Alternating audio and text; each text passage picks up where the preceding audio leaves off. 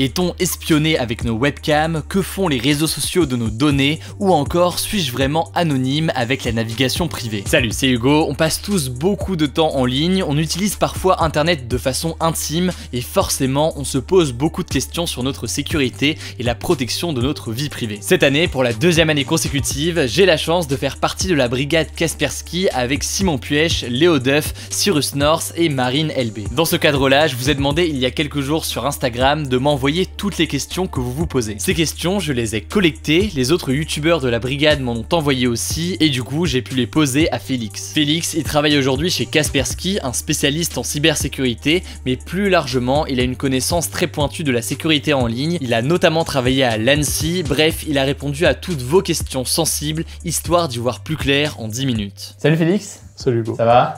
Très bien. Merci beaucoup d'être là pour répondre à toutes les questions que j'ai pu recueillir sur Instagram.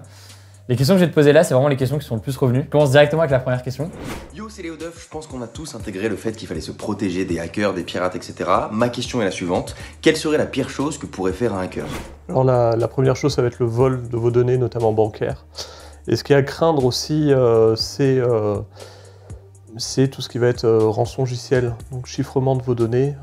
Par exemple, si vous avez un mémoire, une thèse ou autre, faites des sauvegardes. D'accord, donc c'est en gros quelqu'un qui vole un de tes documents importants et te dit bah, je te le donne seulement si jamais tu me donnes de l'argent. Voilà, il va le chiffrer ou il peut le voler. Okay. On peut aussi avoir des mesures un peu d'extorsion de monnaie, c'est-à-dire bon bah voilà, j'ai récupéré des photos sur ton ordinateur et le pirate va dire bah voilà, si tu veux pas que je les publie, tu dois me donner de l'argent. Ça peut arriver également. Salut Hugo, c'est Simon et dis-moi, moi j'avais une question, est-ce que c'est vraiment si dangereux que ça les Wi-Fi publics et surtout qu'est-ce que tu risques vraiment à te connecter dessus? Le Wi-Fi public, oui, il y a deux risques principaux. Le premier, c'est que quelqu'un intercepte vos données. Ensuite, l'autre risque, c'est pas de l'interception, mais c'est des faux Wi-Fi publics. Par exemple, dans les gares, dans les aéroports, un peu partout, c'est de faire qu'un pirate fasse un faux Wi-Fi public et soit vous demande des identifiants de connexion. Par exemple, bon bah voilà, pour se connecter à Internet, il faut que vous donnez votre carte bancaire ou autre.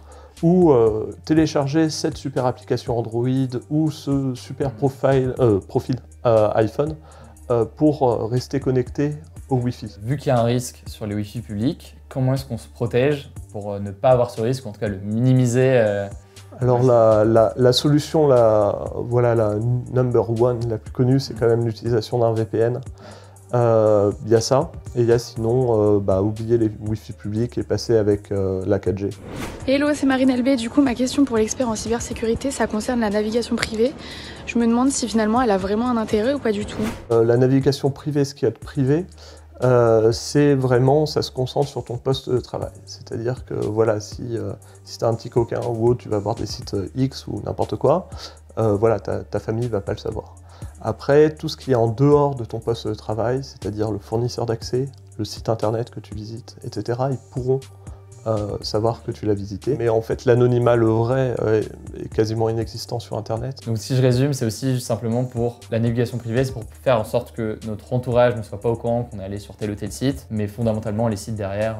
C'est ça, les sites, votre fournisseur d'accès, et si vous êtes en réseau d'entreprise, votre employeur. D'accord. Autre question d'ailleurs qui est peut-être un peu liée, quel risque prend-on en acceptant les cookies et à quoi servent-ils réellement?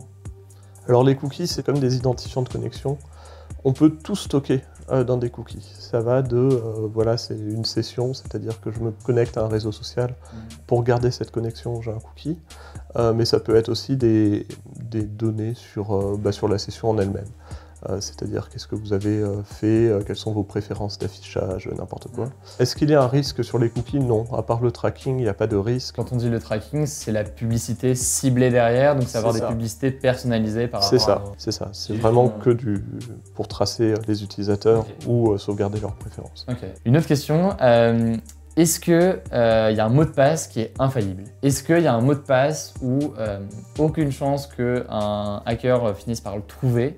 Est-ce que ça existe? Aujourd'hui, si vous voulez avoir une très bonne sécurité, déjà utilisez une phrase en tant que mot de passe avec, si possible, on est en France, donc des accents, des espaces, des majuscules, des chiffres, des caractères spéciaux, par exemple à la fin un point d'interrogation ou autre. Nous sommes en train de tourner Exactement. point d'exclamation. Enfin, C'est ça. ok. Aujourd'hui, les mots de passe en tant que tels sont quand même sont désuets. On va plus utiliser des doubles facteurs d'authentification, c'est-à-dire de l'authentification par SMS, de l'authentification par certificat cryptographique, etc.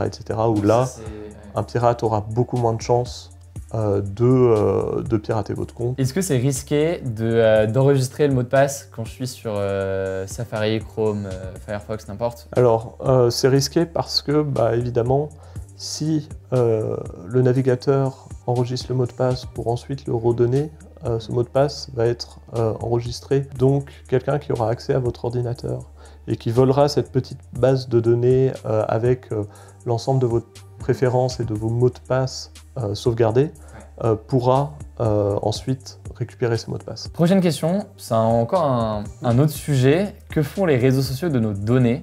Jusqu'à présent, il faut bien le financer, le réseau social. Donc c'est en très très grande majorité pour de la publicité et du ciblage d'individus. Quelles informations du coup leur sont utiles pour eux? Qu'est-ce qu'ils collectent concrètement comme type d'informations? Les réseaux sociaux collectent vraiment tout. Parce que jusqu'à présent, c'est vous le produit. Et toutes vos interactions avec le réseau social sera connectée jusqu'à la position de votre souris, jusqu'au clic quand vous likez quelque chose, tout simplement parce que le réseau social veut savoir votre centre d'intérêt. À cette heure-là, cet individu a liké soit cette publicité ou cette image où il y avait un kayak à l'intérieur ou n'importe quoi, et donc on va lui afficher des pubs de kayak. Du coup, les réseaux sociaux collectent des données sur nous via ce qu'on fait sur leur plateforme.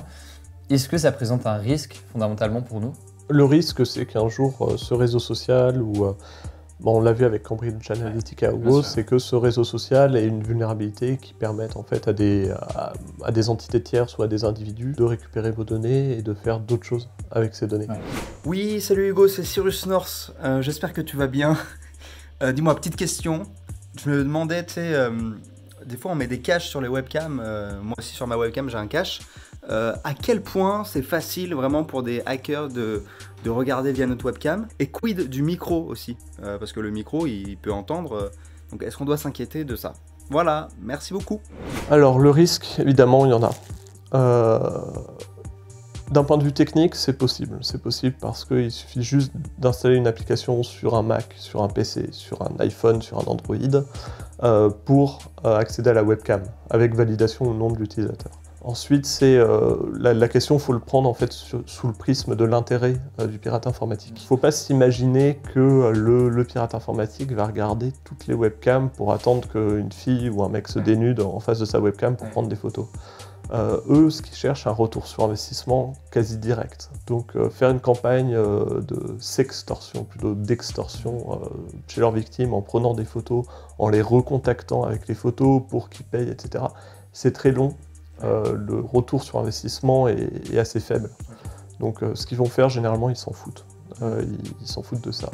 Le gros problème aujourd'hui par rapport à ça, c'est les sites de rencontres en ligne. C'est tomber sur des gens qui se font passer pour des profils où ensuite ils vont vous chauffer, ils vont vous demander de vous déshabiller ou autre. Ça, c'est un premier problème. Le deuxième, ça va être tout ce qui est revenge porn. Vous envoyez des photos à votre copain ou à votre copine et ensuite, qui va le garder. C'est ça, qui va le garder. Ensuite, ça peut se retourner contre vous si ça se passe mal avec cette personne. C'est ça, à la limite, c'est nous qui avons fait le choix d'envoyer cette photo. C'est ça. C'est toujours un problème humain. Après, on a de plus en plus, on a des fausses applications, par exemple WhatsApp. On a découvert ça il n'y a pas si longtemps au Brésil, notamment. Qui se font passer pour WhatsApp, qui ont des fonctionnalités de WhatsApp, etc. Mais à côté de ça, c'est des applications malveillantes. Qui peuvent avoir accès à tout moment à la webcam. Du coup, toi, tu conseilles sur les smartphones éventuellement, mais au moins sur les ordis, d'avoir un cache ou un scotch ou un truc qui permet de...